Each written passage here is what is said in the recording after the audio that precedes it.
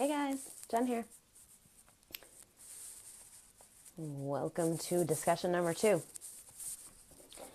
So I just discovered that my phone, I did not charge it last night, so it's actually not has that much battery left. So I'm gonna try to charge it as I broadcast, and hopefully it will work.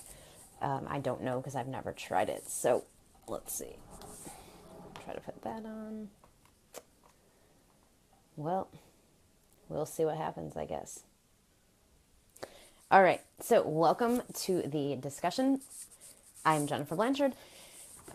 We are talking about, for anyone who's new, for anyone who's just getting started with us, following along, we are talking about this book. I know the image is backwards. I apologize. Unfortunately, I can't do anything about it because it has to do with the way Facebook has their live stream set up. So, Story Engineering, Larry Brooks. We're talking about this book. Today, we read part 3, which is all about character. So, that's one of his 6 core competencies that he talks about. If you are following along, there is a reading guide that goes with this event. And if you haven't gotten it, you can go to jenniferblanchard.net/storyengineering and you will be able to download it. And there's links there for the schedule and everything else.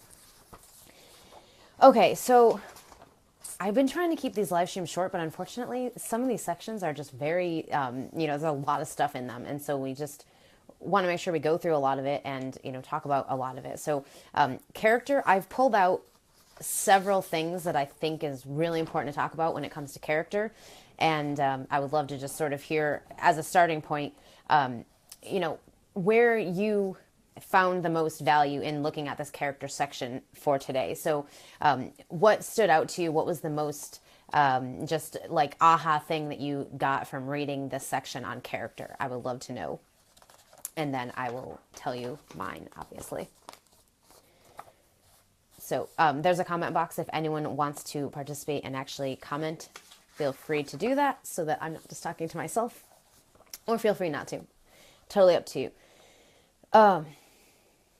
I'd rather take the time than it be short. Oh, okay, good. Well, and that's good because this one's definitely not going to be short. Tomorrow will be shorter because I assigned us a shorter section. So for tomorrow, we're reading part 4, which is on theme, but it's actually a lot shorter than the other sections that we've been reading. So we won't have as long of a discussion.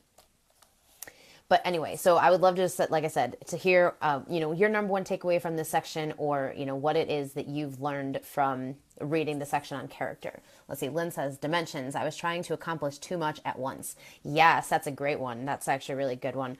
And that's something I'm going to talk about in a few minutes, actually. So when it comes to character, and again, there's so much, and I love talking about character because it's one of my most favorite just topics and something that I love, something I have a passion for because I write character-driven stories a lot of the times. So for me, character is like this just really fun, really important part of the whole story process. All right, so starting off, one of the things that Larry talked about in story engineering and in this section of the book, which I think is so interesting and something that is really fun to ask about. So Rita says, I feel I need to work on character arc. Yes, that is a good one. I've got a really great example for you for this, and we're going to get to character arc in a little bit. That's a big thing that I love to talk about is character arc. Sorry if the video imaging is looking a little bit strange, but I've got the light of my computer because my phone is charging, and then I've got this like crazy sunlight coming in from the other window. So sorry if it looks a little bit funky. But anyway, okay, so something that he talked about in the section that we just read was when people say, what's the definition of story? And they ask for one word to define story. So you've obviously read the section, so you know what his answer is, and I'm going to elaborate on it a little bit. But I would love to know, when you heard that question or when you thought of that question, what was the first thing that came to mind for you as far as what you define story as? So put that in the comments, your one word to define story. And feel free to use the one that he used if that is the word you're now adopting because it's obviously the right one. But I would just love to hear what you would think when you hear, what is a story. And then we got some other stuff. How to look at character arc by looking at human nature. Yes, that's awesome. That's a good one. Character is a wonderful thing, and as I see my main character change, it's so inspiring. Yes, absolutely. And that's the whole point of a story. I mean, the story doesn't become a story until we have a character that we want to actually care about and root for, and someone who we actually want to follow on this journey over the course of the next, 300 pages. So character is a super important part of story, and it's also an important part of figuring out your plot, which I don't think a lot of people talk about. And this is something that he talked a lot about in this section. And I think that it's really important because, again, a lot of times you'll have writers where they think character is story and they'll just run with it. And then what they end up with is an episodic narrative. So it's actually the day-to-day occurrences in a person's life, but we're not actually getting a story because there's no one who's opposing them. There's no one who's getting in their way or trying to stop them from doing something. There's just, oh yeah, there's conflict and there's drama maybe, but there's no core antagonist. There's no one driving the story and giving us stakes and things that we need to actually make the story interesting and engaging for a reader. All right, so Larry talks about the word that he uses for what defines story, and he says conflict, which I think so many people will say that, but he goes a step further, and then this is the distinction that changes everything. So he says conflict, meaning something that's opposing your protagonist, that's causing a conflict. So a lot of the times when writing teachers or when people who write, books about writing or teach about writing will say story is they will say, oh, it's conflict. And they won't go any deeper to explain it. And so what happens is that writers are misled to think that, conflict is the only thing that matters to make it a story. And so they will go, oh, well, my story has conflict. So that's when I see writers that have like episodic narratives where it's literally just the day-to-day occurrences in a character's life, a journey that they go through, but there's no one opposing them. And I say, well, this is an episodic narrative. And they'll tell me, well, no, because it has conflict. And conflict is story. So the distinction that's super important to take away is the opposition part, because without opposition, you don't have a story. You have an episodic narrative of a character's life, and that's it. So he defined that in here really, really well. I think it's something that no one talks about. People really glance over it because it's not something that we're really taught, I don't think. But opposition is story. Without opposition, there is no story. There's just an episodic narrative. There's a diary of a character's life, but there's no actual something that we want to root for a character to do, to, defeat somebody, to overcome something. And that's really the whole point of a story. That's why we read stories, is to see an ordinary person turn into a hero by overcoming something externally and internally, which now makes them heroic. So that is opposition, and that is what a story is. Oh yeah, we have Larry on today. Yay. He says conflict versus opposition. You make this point well. It's huge. Exactly. I mean, for me, I think that was the turning point of just my own story journey and realizing that, like, if I don't have opposition, I don't have a story. So now when I look at movies and books, it's easy to pick out, oh, okay, that's the opposition. And I'm going to be talking more about this in the coming weeks. I've got a whole video coming on this topic. So I'm excited to sort of dive into that later. But it's really important. So if you take nothing else away from this live stream today, take that away, because it is super, super important. Opposition is story. All right. So Larry mentions the 3 dimensions of character, and a couple of you talked about that in your comments as well. And rather than just focusing on that, because I think, again, there's just so much to talk about with characters, so I don't want to take 2 hours of your time today. So I'm going to go to what he talked about on page, and let me find the page. Oh, right on the first page. So page 54 of the section. And he talked about what he calls the 7 key characterization variables. And I think that those are so huge for, understanding how to create a character that's compelling, that's interesting, that, is someone that someone's going to root for, actually care about. It makes a huge difference. So going through these, and the 3 dimensions of character are built into this. So I feel like these 7 things can really give you a story plan and really be your development of a character. So, okay, you're going to take your protagonist, go through these 7 things, and when you've got them, you've built your character and you're ready to, move on to the next character. So I think this is just, and again, you don't have to do this for all your characters. The most important one is obviously a protagonist. It's always a good idea to do it for your antagonist as well. Other than that, it's up to you if you want to go this deep on your other characters. I always say it's good to know, as much as you can about them, but not necessarily things you're going to actually put in the story. And Larry talked about that too, as the iceberg principle. So, you knowing the backstory, knowing all the information, but only giving 10% of it in the actual story. And I don't know if we talked about that in this section or not, but because I've read this book so many times, I honestly can't remember, but I know that that's something he talks about. So, okay. So going through the 7 key characteristic or characterization variables. I call them characteristic variables, character variables, whatever you want to call them. The 7 things that you need to know about your character. So the first is surface affections and personality. So this is what we see on the outside. This is, who they are as a person to everybody else. So they see them as, this character who likes certain things or acts a certain way or looks a certain way. And that's it. That's the surface level of all of that. And that is also one of the 3 dimensions is, the surface level traits that the character has. So the second characteristic is backstory. So this is going to be the stuff that actually explains why the character is the way they are, why they act the way they do, the things that have happened to them to get them to this point in their life. That's the whole idea with backstory. Now, something I see a lot with stories is that people will think, oh, the backstory is the story. And so like I'll read someone's, story and all of a sudden it's like the whole beginning of the story is just backstory of this character, but we're not actually in the story that's moving us forward in the present time. And even if it's like a story that's taking place not in the present time, you still want something happening now, not just giving us backstory of this character. So that's why I said it's important for you to know the backstory, but only 10% of it gets in the actual story. And that's the important thing. And Larry is making some good comments here. Let's see. The subsequent epiphanies along the way are an amazing experience. Yes, absolutely. That's, I think, the whole thing. And that's why I was saying yesterday about being a student of story and committing to being a lifelong student of story, because there's always something more to learn. There's always another level you can go to. And that's why, even though I've read this book so many times, I read it every single year because I really find that it helps me to understand this at a deeper level and to just really take it in more and for it to be intuitive now because I've really programmed myself to think this way about story. And that's really, a big part of it. So Julie, I find it really difficult to get the right balance between telling the reader too much and not enough. How can I address this, please? Well, I mean, I think, and Larry, please chime in on this one.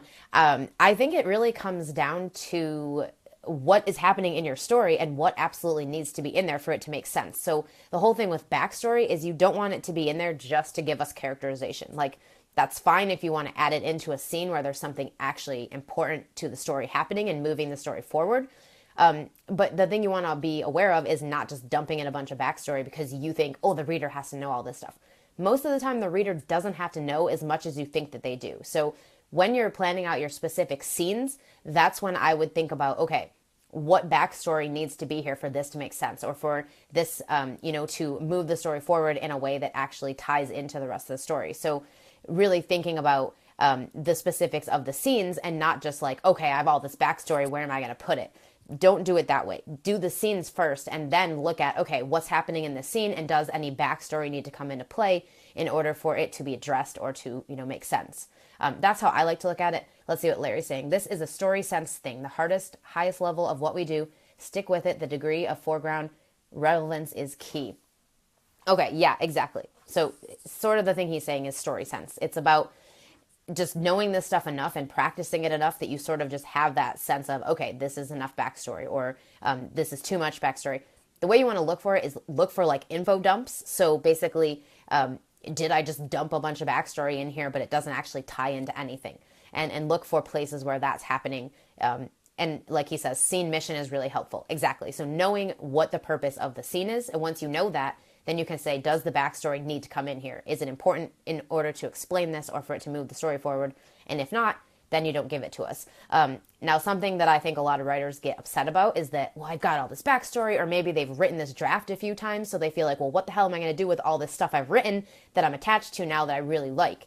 And so the thing I always recommend is use that stuff. Don't just get rid of it, but save that stuff, the stuff you don't end up using in the story. Save it to the side, put it somewhere in a folder or whatever, and then use it to create separate content that you can use to promote the book once it comes out. So you can use it as sort of like bonus content for your readers. So it could either be stuff you give them after they buy the book, or it could be stuff you use to promote the book. So maybe, sharing a little short story about a character, or, something like that. So it's like just little things you can do, maybe turning it into a blog post, or turning it into, some sort of a character sketch or something. People who read your book that enjoyed it will just want to learn more about those characters. And that would be a way to give that to them. And then not throw away all the stuff you've worked on that you actually enjoyed and that you like, but that doesn't really go in your story anymore. Larry says, backstory is the fodder of literary fiction and the risk of genre fiction. We need it. It helps, but too much is toxic. Absolutely. Absolutely.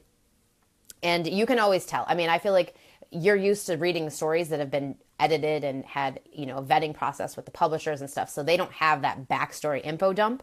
But if you've ever read the story from like a new novelist or someone who's still working on their story, a lot of times you'll see those backstory dumps where it's like you start the story and then all of a sudden 3 pages goes by and we're getting all this history of the character, but it's not tying into this what's actually happening in the story.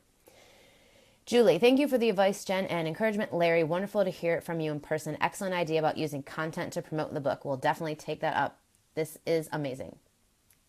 Mark says, oops, I found my mistake, part 3 of the book.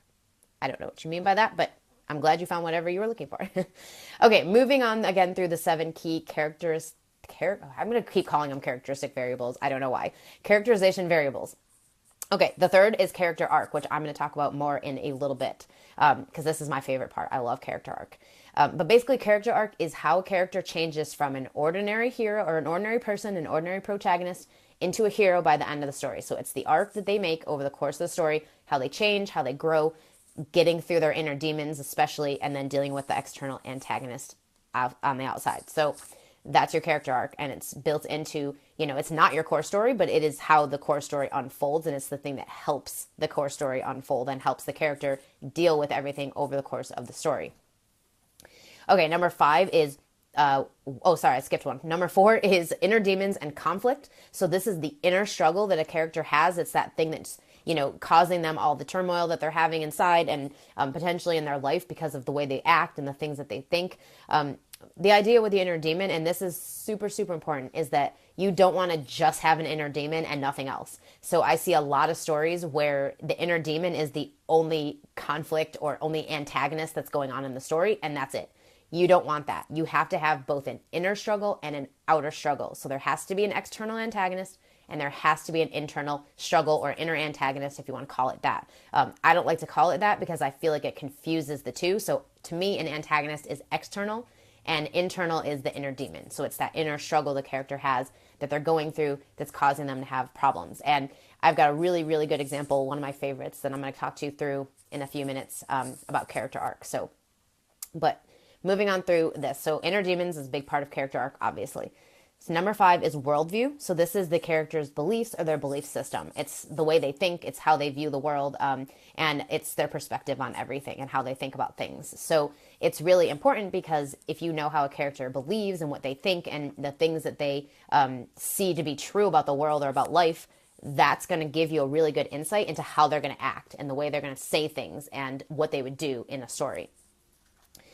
So number 6 is the goals and motivation. So this is what's driving the character in the story. Now, the first thing to say about that is in the beginning of the story, your protagonist probably has a different goal than they have as the antagonist gets introduced later.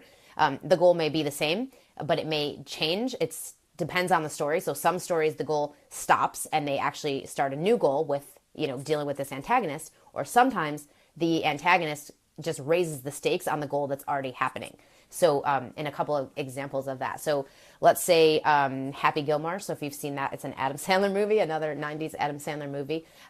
In that one, the beginning of the movie, his goal is to become a professional hockey player. Then the antagonist gets introduced and we find out that his grandmother's house is being repossessed. They're taking everything away from her and now they have to come up with like $270,000 to pay it back. So it changes his goal because now his goal isn't to be a professional hockey player. That's sort of put on hold, and his goal is to actually help his grandmother now get this money and save her house. So the goal changes. And then in some stories, and I'm trying to think of a quick example. So in the story that I wrote, so the one I published, and a lot of you probably haven't read it, but it's called Soundcheck. And in that one, her goal in the beginning of the story is to get a promotion to what she's considering her dream job. And the goal changes slightly at the first plot point when we're introduced to the antagonist, but the goal is still the same. It's just that the stakes have been raised on it. So now getting this thing has been taken to a whole new level. And that's the difference between the character goal and motivation. Let's see. Larry says, remember, relative to character, from our point of view as authors, the book is not precisely about the character. It is about what happens to the character. What happens becomes the window into seeing and understanding and most of all feeling empathy for the character. A huge but subtle career-making difference. Yes, totally. And I actually have some notes on that and a few as well. But that's something really important to address, and I maybe even just do it right now. The idea of just knowing that the only way you're going to have a character your readers are going to care about is if you build empathy into the picture. So doing something to make this character someone that the people can empathize with. And again, I'm going to talk about this in a few minutes as well, but I think that's, and he says it too, it's something that makes a big difference, because if no one's rooting for your character, that's it. No one cares.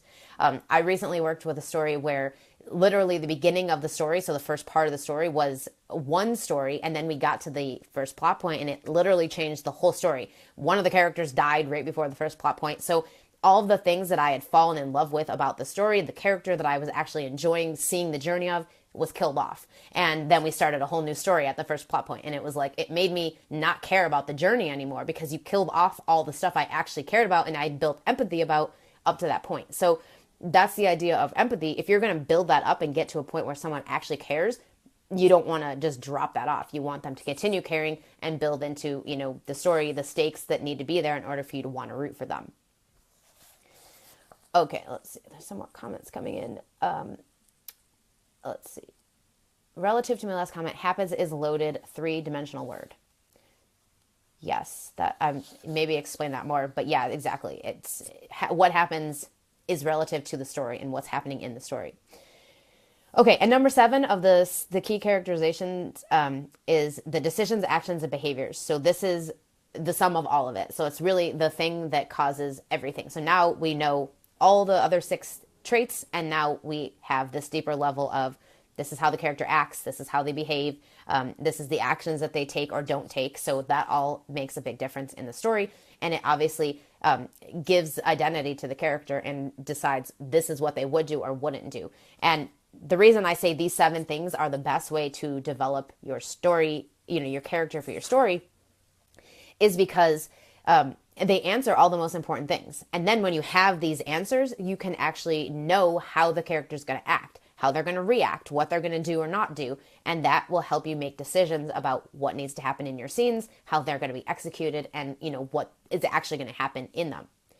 Larry says, happens to them, with them, at them, because of them, all leading to consequences. Yes, okay, that's good clarity. Thank you. Sean, thanks Jennifer and Larry via comments. The story is something that happens to the characters, something that they experience, and how it changes them or not changes them. I'm trying to move past the episodic character experiences and trying to build a plot for my characters to navigate. Awesome. That is perfect, because you definitely need to do that. And I think just getting that you are knowing that you have had episodic experiences is the first thing, because I think awareness is key to any of this. If you don't have awareness on the fact that you don't know what you're doing or you're not quite there yet, then it's impossible for you to understand what you have to change in order to get to that next level. So like for me, I spent 13 years of my life. So this is, I started writing my very first novels and novellas and short stories when I was in middle school. So I was like 11, 12 years old. So 13 years went by before I realized that I had no friggin' clue what I was doing. So, I just wrote stories by the seat of my pants. I loved it, had fun.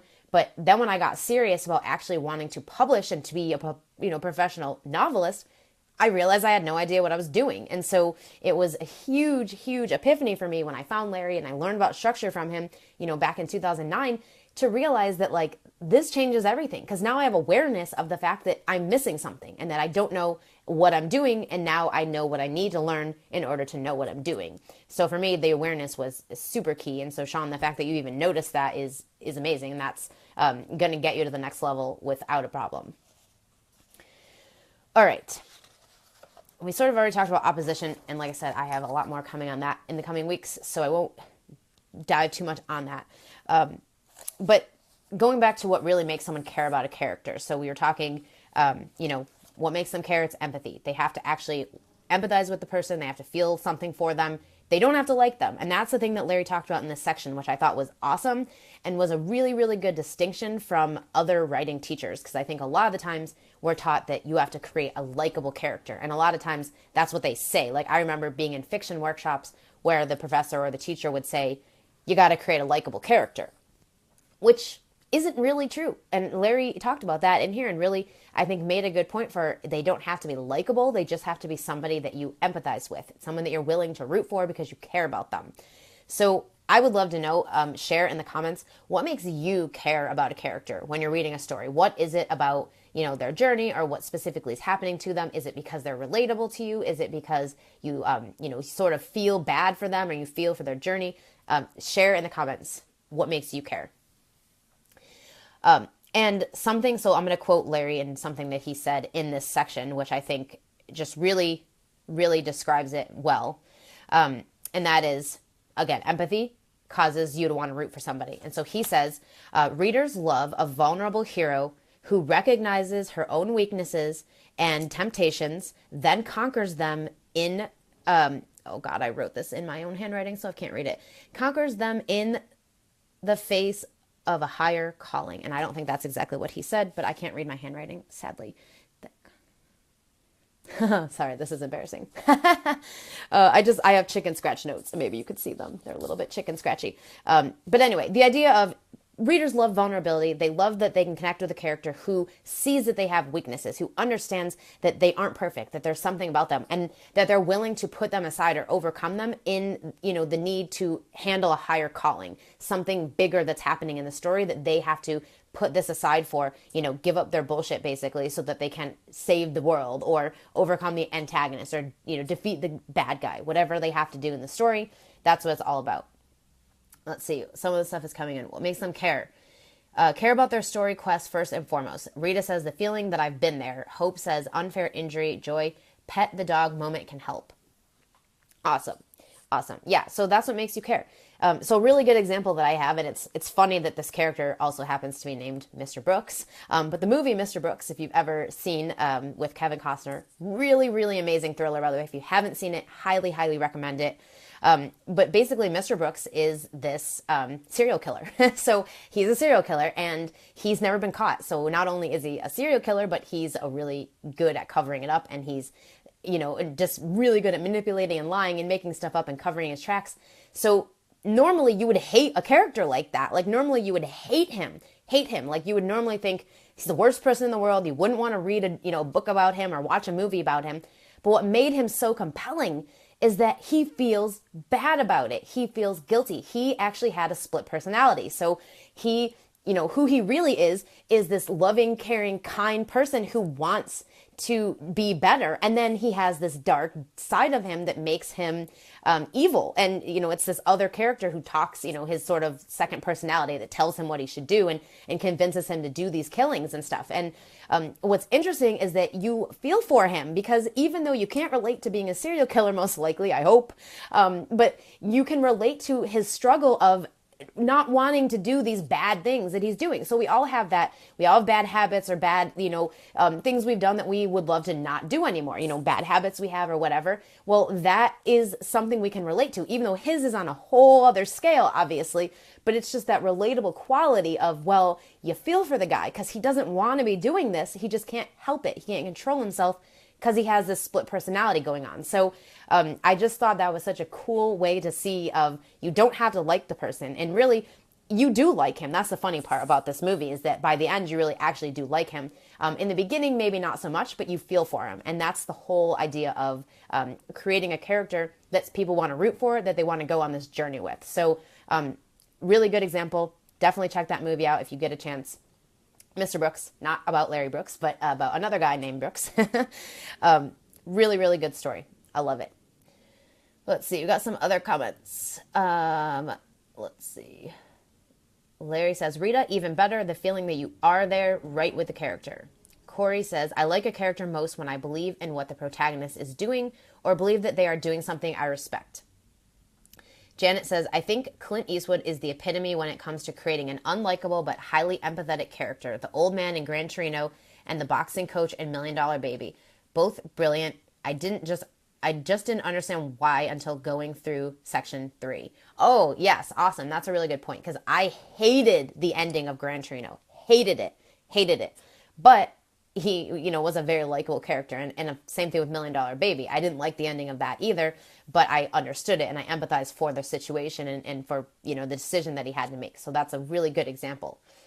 Janet, and everything Bruce Willis ever did. It's awesome. Dexter makes us question what specifically we are rooting for. Genius. Luke Skywalker, whiny brat, but what a quest. Absolutely. Exactly. So these are characters who maybe aren't super likable, or you're not in love with them from the beginning, but they have a quality about them or something about them that makes you want to hang out with them, makes you want to empathize and follow their journey. Let's see. Sean says Kevin Spacey plays beautifully flawed characters. Yes, totally. That's so true. So true. I was just, what the hell was I just watching the other day? Pay It Forward. That's a good one. Although I feel like his character was kind of likable in that one, but I could see how, some of his other stuff. Okay, so that's the whole thing with creating a character that you actually care about and want to root for. It's all about the empathy, and it's all about, just making sure that there's something there that the person's going to want to read the character, want to root for, and all of that. Larry says, notice how we're talking about characters, but with the context of the story quest the author has given them. We empathize for that first and foremost. Exactly. So I think the thing that really causes you to root for them even more is the introduction of the antagonist. So it's that thing to say, okay, there's this character that you like now and you are sort of on board with them. And then all of a sudden, boom, something happens. And now you feel for them even more because it's like, oh my God, how are they going to do this? Like, what are they going to do? Oh my gosh, what's going to happen? And you sort of just like all these questions start popping up. So you have to follow this journey. You have to stick with them, see what happens, see how it unfolds. So like with the Mr. Brooks example, the antagonist is this guy who catches him in the act, and then instead of turning him in, decides to ask him to let him be involved in one of the killings, or he will turn him in. So he sort of takes pictures of it and says, well, he's blackmailing him. You're going to let me be part of this with you, or I'm going to turn you in. So even though at this point we know as viewers of this movie that he deserves to be turned in and that he should get turned in, and there is a cop who's actually been, looking for him and trying to find him for all these years. Well, even though we know all of this, we're rooting for him to not get found out. Like, we're rooting for this guy to fail, to not stop him from, keeping this a secret. We actually are on board to watch him try to keep his secret, which is so crazy. But that's what, really good writing can do and really good storytelling, which is why I love Mr. Brooks as an example for, character arc and just watching a character unfold and the journey and all of that. So definitely check that one out. Okay, character arc. So this is, like I said, one of my favorite topics because I love the character thing. I write character-driven stories. For me, a lot of times the character is the first thing that comes to me, and then from there I develop the rest of the story. That's not true for every story, but it's definitely true for a lot of them. So I think character arc is super, super fun to talk about and just a really important part of the storytelling process. Let's see, Larry says, lit fiction asks us to be fascinated by a character. Commercial fiction asks us to be part of their story, the story quest against an antagonist with stakes that are empathetic and serious with consequences. Yeah, and I think that's the reason why I've always hated lit fiction, because I could never get into it. It just, to me, was so boring, just had no purpose, and I just could never get into it. I definitely don't know how people enjoy that, but maybe people just enjoy learning about new people and characters and stuff. I definitely love that you have a journey, that you have someone you want to follow and go on this journey with, and it obviously makes a story a million times better. So yeah, I mean, I'm totally on board with the commercial fiction way of writing, even if I self-publish and don't really care to do the mainstream fiction thing. To me, it's still super important that all of my stories are exactly like they would be if they were published professionally. So, I mean, well, they are published professionally, but they're published by me versus a publisher. That's what I mean. Okay, so character arc, like I said, is overcoming the inner demon over the course of the story and in the face of the antagonist. External, not internal. So the internal is part of the battle, but the external is the reason that they're willing to deal with that inner struggle. So, and that's another key distinction, I think, is a character is not going to deal with their own inner demons just on their own. Like, that's not a choice they're going to make. Maybe people in real life will do that, but this is a story. And in a story, a character is not going to do that. So you have to give them a reason to overcome that inner demon. And that reason is the antagonist, which is why you have to have both the inner struggle and the external struggle. Because when the external struggle happens, the character knows that they have to, they don't know right away, but they know eventually they have to overcome that inner demon. Because if they don't, they won't have what it takes to overcome the outer demon. And so that's why, it's absolutely key, important thing for them to do to have that. So that's why you got to have both inner struggle and outer struggle. It does not work to just have one or the other. Okay, Larry listed out inner demons on page 98. So if anyone, wants to sort of follow along, and I'm just going to read some of them because I think it's something that people don't really talk about a lot, and this is why I'm glad he talks about it, is the specifics of what the hell an inner demon actually is. So I think a lot of times it's like, oh, I know I have to have an inner struggle, but what is the inner struggle? And so then people will pick things that really isn't really what an inner demon is. So it's like, oh, well, his backstory, which his backstory could be an inner demon in some ways, but you want to give him something specific that he can really deal with, overcome. So like in some cases, like for example, Top Gun, his backstory is pretty much his inner demon. It's that thing that's sort of getting in his way. But I don't know. I like stories better when they have a more specific like thing. So as example, so what Larry listed in story engineering is cowardice, selfishness, addiction, fear, conceit, arrogance, hatred, resentment, bias, lack of confidence, stupidity, genius, heritage, poverty, ignorance, sociopathic insensitivity, being naive, spotty moral compass, sexual deviance. In general, any aspect of humanity that isn't in line with the expectations of others or accepted ground rules of success within the boundaries of your story and the rules you created for it. So that, like I always like to say it as anything that society would consider bad, that's an inner demon. So anything that society would say, oh, you shouldn't be like that. You shouldn't be a control freak. You shouldn't be a perfectionist. You shouldn't be whatever. Those are things that count as inner demons. Let's see. Larry says, too often commercial writers try to write from a lit perspective. Yeah, that's bad news. Joy, yes. Thank you for being specific about inner demons. Rhiannon, I always struggle with getting the inner demons right. Well, I mean, again, it's more of a story sense thing. Like I think Larry was saying, it's really more about, okay, who is this character? What is the journey in the story? Something I like to do as just an example and sort of a practice is thinking about the external antagonist and then saying, what inner demon would this antagonist really, really play up and really bring out in the story? So as an example, the novel that I wrote, that I published, Soundcheck, in that one, her inner demon is that she's a control freak. So she tries to control everything, and that's, obviously considered a bad thing in society. So she's a control freak, and the external antagonist causes her to have an ultimatum where she no longer has control of anything. The control has been completely taken away from her. It's completely out of her hands at this point, and she can't do anything about it. So that really plays up her inner struggle of being a control freak, because when you're a control freak and you can't control anything that's happening around you, that's going to create chaos. It's going to create conflict. It's going to cause stakes. It's going to do a lot of damage. So for me, that was the perfect, inner struggle. And I didn't even have the inner struggle until I had the external conflict. And then I thought, okay, well, what plays really well with this? And then I thought, well, perfectionism, control freak, being not good enough. And then I picked control freak because I just thought that would work really well in the way I was trying to tell the story. So that's how I used it in my story. And like I said, I have an example for you that I'm going to read through in a second, but I want to just go through the context of character first, because then this will make more sense. Okay, so with the character arc, and character arc ties into plot. Obviously, it's a part of it because the character changing is really changing along with the story structure that's happening in the actual story. So you get the divisions of the story based on that. So there are 4 parts of a story. Part 1 is setup, part 2 is reaction, part 3 is attack, and part 4 is resolution. And within those 4 contexts of the story, your character has a context to play in each of those sections.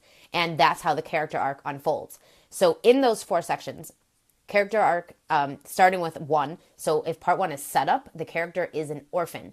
So what that means, and like I said, Larry talked about this in the book, what it means is that the character hasn't been adopted by a story. So the antagonist hasn't come in yet. We don't know what the core story is going to be yet. We're just getting to know this person, and we're learning about their journey and where they're at currently, their journey in their life currently, where they're at. There's no official launching of a core story yet. So they're an orphan because they haven't been adopted by a journey. So then there's 2, which is the wanderer. Now this is when we've hit the first plot point. So the first plot point is the thing that separates part 1 from part 2. And we're going to get into structure over the next couple of days. But I just to sort of explain it, because otherwise character arc doesn't make sense. So first plot point changes the character from being an orphan to now they've been adopted by a story, and now they're in part 2, which is wanderer. So they're wandering around, they're trying to figure out what the hell they're going to do now that they've got this antagonist to deal with, what they're going to do, how they're going to move forward from here. And maybe they're not even moving forward, they're just sort of sitting there. So this is the wanderer. That's, I would say, and Larry, please correct me here, but I would say that part 2 is probably where we see the inner demons the strongest. Maybe we see them a lot in part 1 as well. But for me and the stuff I've been reading and studying and watching movies, like I see that part 2, the inner demons are the strongest a lot of the times because they're sort of in this wandering phase. They don't know how they're going to handle what's going on. And the inner demon's been sort of triggered by this antagonist. And so they're sort of just flailing around, not sure what they're doing. And so I think that the inner demons are most present during that part of the story. Okay, and then we've got part 3. So part 3 is attack. This is when the character is ready to actually take action. And so they become the warrior. So what separates that is the midpoint. So it's halfway through the story. We get something that happens, and that causes the character to transition from they're wandering around, they're reacting, they're not sure what to do, so they're finally sure what they're going to do. They're at least going to start taking some action that's going to get them somewhere. They're ready to take action and to be the warrior. And then we've got part 4, which is the resolution of the story, and also it's when the character becomes the martyr. So this is when they're ready to do whatever it takes, no matter what it takes, even if they have to die. Now, of course, we know they don't normally die, but it can happen, and in the example I'm going to show you, they do actually die. So, but this is them being heroic. This is them saying, I will do anything, whatever it takes. Now, I would say this is when the inner demons are the weakest because they're more willing to overcome them. They've gotten to a point where they know enough that they can actually make it happen, and more than they could the rest of the story. So that's character arc. That's how it unfolds over the course of a story, and it's struggling with the inner demon that causes all of this to happen. So let's see what Larry's saying here. Context may be tied for first place as the most important word in fiction, tied with conflict. Yep, they're winning in part 2. Hero may not even realize what is driving them in that quartile. Okay, yeah, so that's when the inner demons are winning. So they're taking over and they're not even sure what's happening.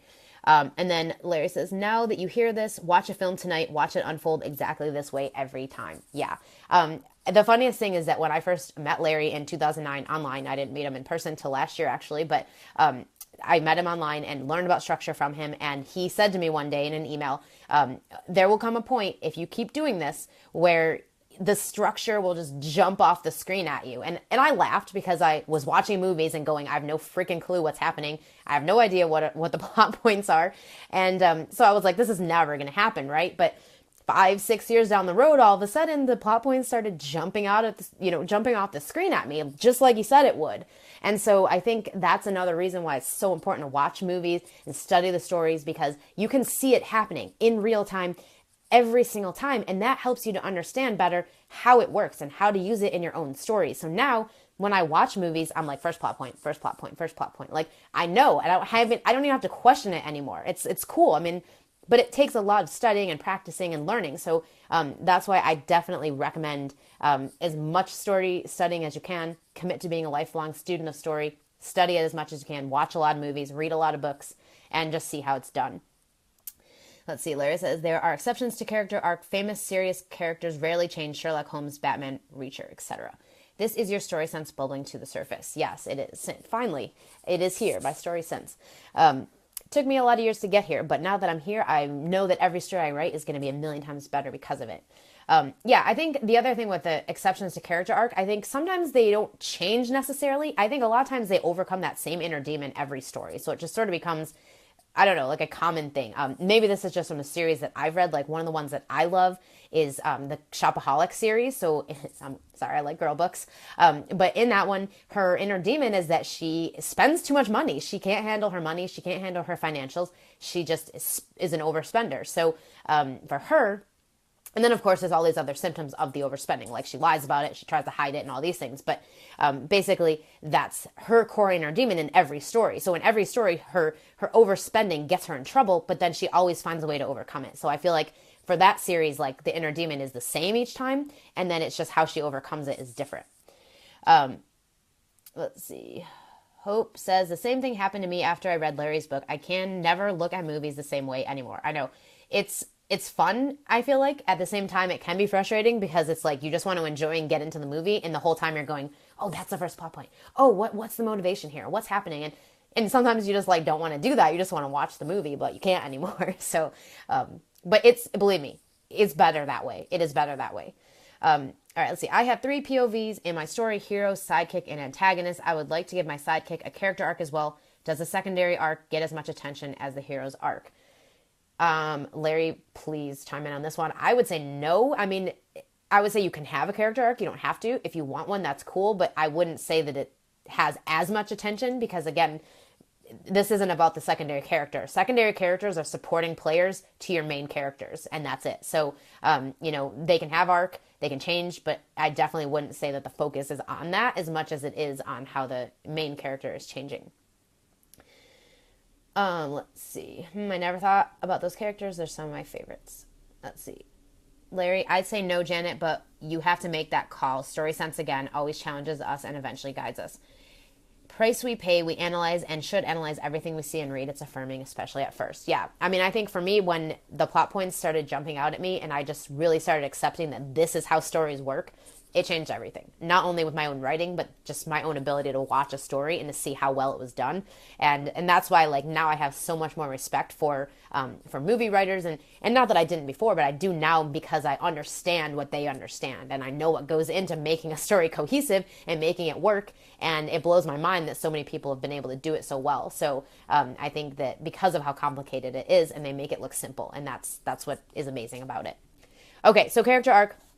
Now that I've gone through this context, I am going to give you my favorite character arc example, which is from the movie Cruel Intentions. So if you've maybe seen the old version of this, Dangerous Liaisons, similar thing here, but I'm talking specifically about Cruel Intentions. So in that one, the main character, Sebastian Valmont, he is a great character to study because he does the character arc journey from ordinary guy to hero so well. Really, really well, and in a way that, is really different than what you would expect him to do. So in this story, his inner demon is that he's a liar and a manipulator. So those are his two things that he does with everything. He manipulates everybody. He lies about everything to get what he wants, get his way, especially with women. That's the biggest thing in the story, is that he's a ladies' man and, he's a good-looking guy or whatever. So he, just has all this stuff going on. And in the beginning of the story, he's extremely manipulative of the people around him. He's always playing mind games with them. He's telling lies to help control people, and people believe him. And that's the funny part. He, at the time, so this is sort of a worldview type of a thing, he believes that love is a game, and he messes with women for the fun of it. So he thinks that it's like a joke, like it's fun to just ruin people's lives. He doesn't care.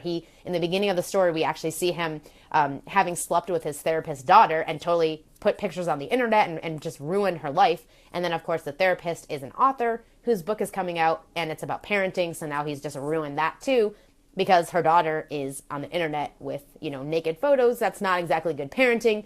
And so he kind of just ruined the book for the therapist as well. So this is the person that he is. He's not very likable at all.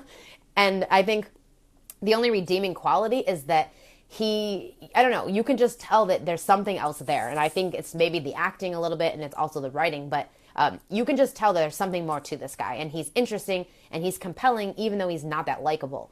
So then we get, obviously our first plot point. We find out about the bet he's made with his stepsister. So they've bet that he can't sleep with the headmaster's daughter before school starts in the fall. So I think they're, a couple of months out from school starting. And that's the bet that he makes. So that's what starts our story journey. So now he's in part 2 of the story, where he's wandering around trying to figure out what to do next.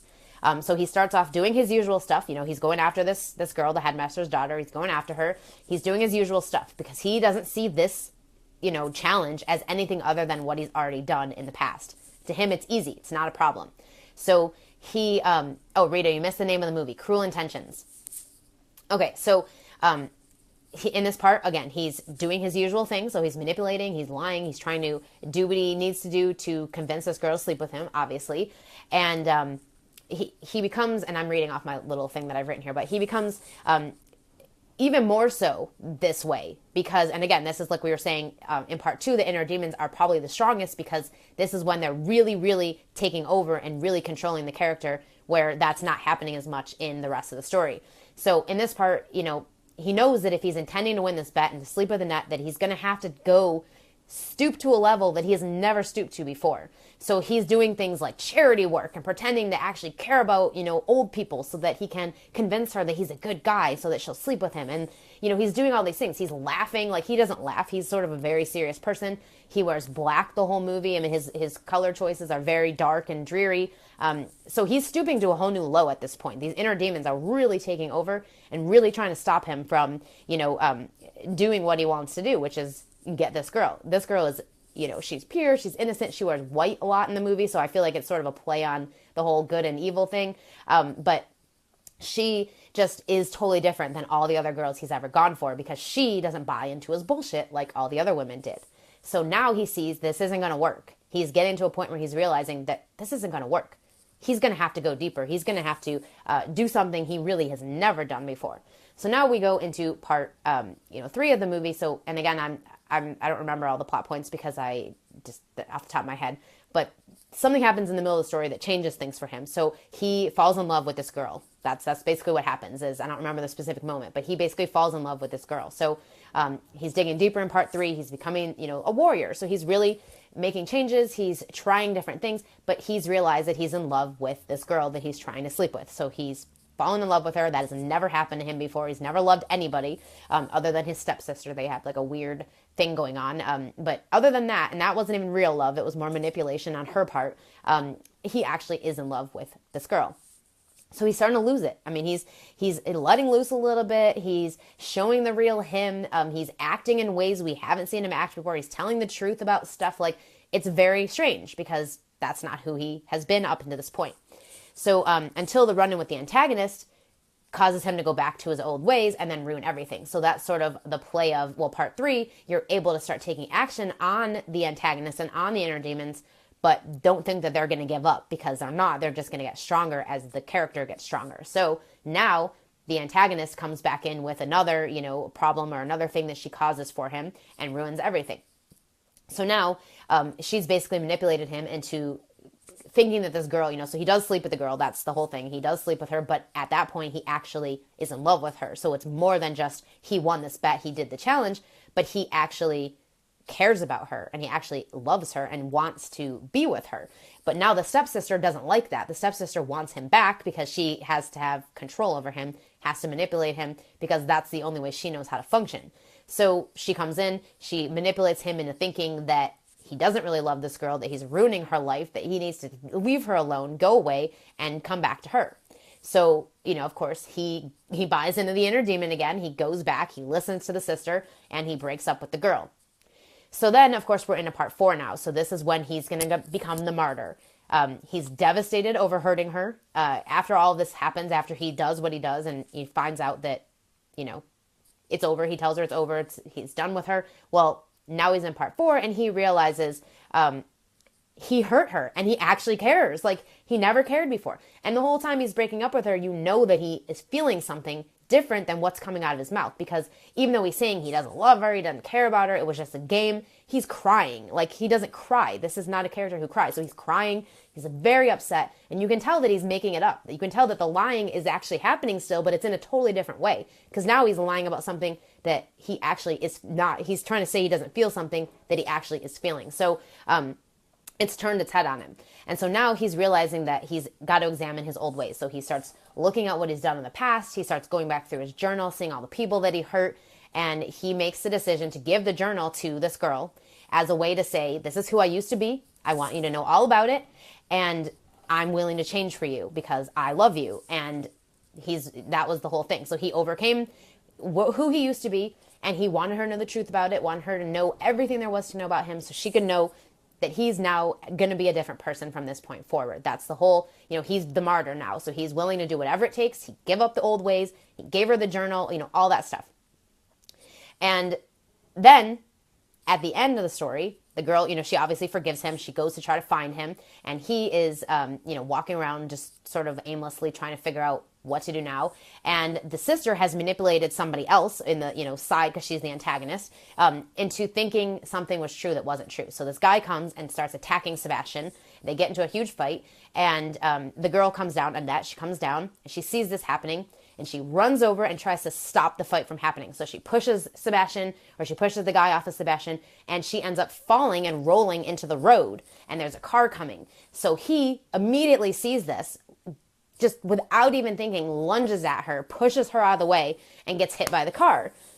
And then, of course, he dies. So this is the reason I love this, is a really great example of character arc, because it shows how an ordinary person can become a hero. So he goes from this evil, manipulative, lying, just trying to control everybody guy, to someone who actually had feelings, who cared about somebody, who was willing to give up his life and risk everything to save her from the car, from everything. So overcoming the inner demon, overcoming the antagonist, nothing stopped him from saving that girl, from showing how much he loved her. And of course, right before he dies, the last thing he says is that I love you, Annette. So it's like the perfect ending to his character arc. Love this story. Love this movie. It's great. It's a fun watch. It's quick, and it's on Netflix right now, so you can totally watch it anytime. But that's character arc, and that's how it works in a story. That's how it unfolds, and that's how a character goes from ordinary to hero. And in this case, actually died, became the martyr, and gave up his life to save the girl that he loved and to defeat the antagonist, because now the antagonist has no control over him. And then the even fun part is that at the very end, we find out that the journal, actually, the girl published the journal, and then all the secrets from the sister have come out. So now the sister got turned in and loses everything as well. So it's perfect ending, defeats the antagonist and saves the day. Total character arc. Love it. So there was a bunch of comments while I was explaining that, and I'm sorry, I just didn't want to stop. So let's see. Larry says, Jen is demonstrating something really powerful here. When you get the principle of 4-part storytelling, each with different unique contexts, and with a character quest and arc in mind, you can tell a whole and compelling story in 4 to 8 sentences. That's the goal. When you can do that and do it well, you're ready to write it well. What she's doing is the outcome of solid story planning, however you get there. If you can't describe your story this well, you can't really expect to write it well. Trouble happens when writers try to believe they can write it without before knowing it this well. It's okay to write drafts, but keep in mind the difference between searching for a story defined at this level and believing you've got it already when you don't. Rita says, oh no. I hope that was oh no to the to what was happening in that story. Okay, I'm looking at these names. Joy says, have a protagonist that starts out weak who becomes strong is one of the basic arcs. In my story, I have a protagonist that is physically strong, so strong that she goes out for the football team. She is experiencing abuse from home, from alcoholic mom. But if you're starting out with a strong protagonist, what can be a strong character arc? Okay, well, I mean, and Larry, please chime in on this one too. I would say with a character arc, the whole thing is, it's not about whether they're strong or weak. It's about whether they have an inner demon that's stopping them from doing something, and whether they have a goal in the story that's stopping them from, getting somewhere that they want to go. And just let me get some water for a second. So I'm getting all passionate and excited now, and I'm starting to get, I need some water. So anyway, I would say it's not about the character being strong or weak necessarily, because I would say in the Sebastian case, the example I was just giving, he wasn't necessarily a weak character. He was a really strong character, and a strong-willed character, and someone who believed in what he was doing, even though it was evil, but he believed in it. So it's not that he was strong or weak. It was just that he had a weakness in him that he had to overcome. So think about what you can bring to that character that would make them have, an internal weakness of some kind, even if they are strong in general. Let's see. Larry says, I skipped one. Lynn says, I want someone to talk about my story with this passion and clarity. Great example of character arc. Well, there are story coaches out there who can do that. I know a couple of them as well as myself. So if you want to talk, just Jennifer at jenniferblanchard.net. Larry says, all of these craft tools give us the path, targets, and criteria for getting to that point. Absolutely. Absolutely. And I think, to me, character arc is a big part of plot, which is why I always recommend working on your plot and your character development at the same time, because I think you can't really have one without the other. You can't develop a plot and then try to fit a character in. You sort of have to have both, because the character and the arc that they're going to take in the story, their goal, the inner demon that they're going to overcome, it all ties together. So that's why I like to develop both of those things together. Corey says, most strong characters have been hurt from being too strong at some point. Yes. Larry says, to Joy, so many ways to grow other than physical strength. Let's see. Lynn, read Larry's 4 to 8 sentence comment. Is this the whole story or 4 parts? I think what he's referring to is being able to tell the whole story in 4 to 8 sentences, but Larry, maybe you can clarify on that one. All right, so that is everything that I had prepared to talk about today. Like I said, this section was pretty big, pretty just a lot of stuff in it, comprehensive. So some other stuff that I didn't talk about in this video, but I think is important to just mention is the human nature of character, which is, resentment, super important driving force in a character. And the other thing is backstory. So Larry talks a lot about developing backstory and how to, do that properly. So definitely go back and read part 3 if you haven't already, and just really study it, learn about the characters, the different stuff, because it will make the difference between a really kick-ass story and one that just falls flat, or an episodic narrative about a character's life because there's no arc and there's no journey and there's no antagonism/opposition.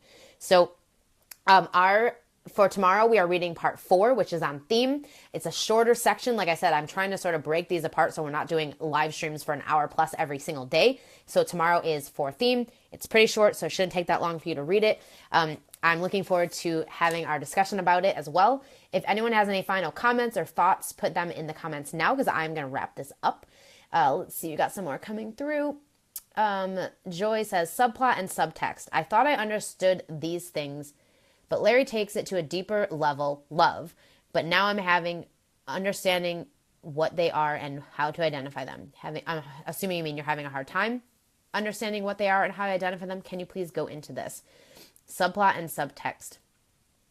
I think Larry would probably be the best person on this one. As far as subplot goes, and this is something that, this is just from what I've learned about stuff, subplot is usually not just random. So a subplot is something that has to do with the main character, your protagonist. It's just showing us another side of that person. So as an example, in the Mr. Brooks movie, we see the main story is him dealing with the fact that he is a serial killer and this guy is blackmailing him. That's the core story. But then we see these little subplots of him. We see the relationship he has with his daughter. And we see the, work ethic that he has and this company that he's built and how successful it's been. And so we're sort of seeing these other dimensions of this guy through the subplots that are happening around him. So I always think that the subplot should relate to the main character and sort of show us another side of them that just builds into the story, why we care, why we're following along the whole time, and, why it's important to us. Let's see. Lynn, wow, so much to think about. Thank you. You are welcome. Larry says, Lynn, the whole story has those 4 parts. They cover the whole thing: setup, response, attack, resolution. There is nothing beyond the resolution except perhaps a sequel. Okay, Sean says, Larry's 4 to 8 sentence comment is going on a note card above my computer. Thank you for doing this, Jennifer and Larry. Oh yeah, that you are welcome, and that is awesome. Hope, thank you, love the session. You are welcome. Corey, is it true that some stories develop the character arc naturally? As you write, the internal struggle can be an obvious choice, or is the obvious choice too predictable and not shooting high enough? Again, Larry may want to comment on that one. But I would say sometimes it is the obvious choice, and I don't think that's a bad thing. So like in my case of the story that I wrote, that I published, the inner struggle for me, the best fit was that she was a control freak, because what I was giving her in the face of the antagonist is a brand new project, a brand new journey she has to go on that she knows nothing about, that she has no information about. She's never done it before, has no idea why they would even make her do it in the first place. So for me, it just felt like a natural progression for her to be a control freak, because if you're taking all her control away, well, that really only works if she has the inner demon of control freak. Because, it would work with perfectionism. It would work with being not good enough. But it would be stronger with the whole control freak thing, because that's like taking all her control away. That's like saying, well, now you have no control and you're a control freak. What are you going to do about it? So, for me, that was kind of obvious. But, at the same time, I feel like it made the story. And it was really that thing that helped me to create this character arc that works in my story. So that'd be my take on it, and I'm sure Larry will have something to say as well. Larry says, what's obvious to the author is probably not obvious to the reader. It's new to them as they read. Probably more an evolution thing for you as you wrote it. Trust your story sense here. Perfect. Awesome. Thank you for that. Larry says, Joy, hang in there. A can of worms. We'll cover it more during the structure. Subplot is another arc paralleling the core dramatic arc, or at least an other facet of it. Often subplot is a love story unfolding along with a quest-driven story. Yes. Yeah, exactly. I think there are romance stories, and I will say in the romance world, they have very specific terms of how they talk about their stuff. They have very specific beliefs about how the story is supposed to work, how the characters are supposed to unfold, what the plot points are. It's completely different than what Larry talks about. Now, I wouldn't say it's completely different as far as like it's very similar, but they have a very specific way of talking about it for romance specific novels. If you're looking for something about that, check out Romancing the Beat. Really good book about how to use romance. I am more of a fan of like what Larry was describing. So the love story where it's a story and then there's a love story happening as sort of the subplot. So even in the Cruel Intentions thing, the love story was a subplot because the core story was his bet with his stepsister that he was going to be able to sleep with this girl. So even though the girl and the love story are the same person, the love story was a subplot because it wasn't the main part. He wasn't trying to fall in love with this girl. That's just what happened as a cause of it. So, that's definitely something to think about. All right, guys. Well, we've been on here for a while, so I'm going to wrap this up. And like I said, tomorrow we are reading part 4, so we'll be back at 1 p.m. Eastern to talk about part 4, which is all about theme. That one will probably be a shorter discussion because it's a shorter section of the book, but still most important as well because it is a core competency. So thank you for joining me. Thank you, Larry, for being on this thread. It's awesome to have you here and to just have you be part of this event with me. So really, really cool. If anyone has questions, again, put them in the comments because I will come back and check them after this. If you're watching on the replay and you want to have, put comments, don't worry about it. Well, I'll be back to check them later. And you can always hit me up in my Facebook group, the 1% Writers Club. It's totally free. And if you find me in there, I can answer your questions as well. Larry says, thanks everyone. See you Friday. I'm flying across the country tomorrow. Have a safe flight, Larry. And we look forward to having you back on the thread with us. Oh, and again, as a reminder, Larry and I are doing a live call. It is totally free. Monday night, 7 p.m. Eastern, January 9th. I will send out information and post information about it. But just to sort of give you a heads up, mark it on your calendar because we are going to be chatting with Larry live. Thank you, everybody. And I will catch you tomorrow. Bye.